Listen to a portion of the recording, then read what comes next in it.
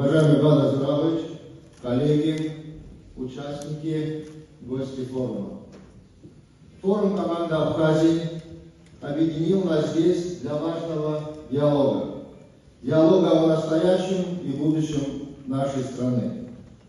Ведь молодые люди, ставшие победителями конкурса, это наше настоящее.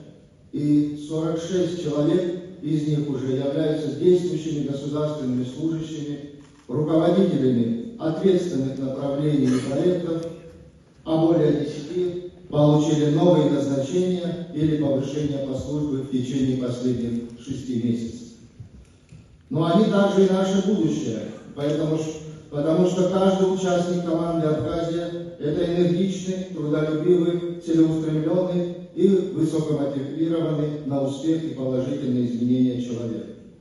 А это именно те качества, которые должны лежать в основе нашей долгосрочной стратегии развития Абхазии как суверенного правового государства, исторически утвердившегося по праву народа на свободное самоопределение, как это провозглашено в нашей Конституции.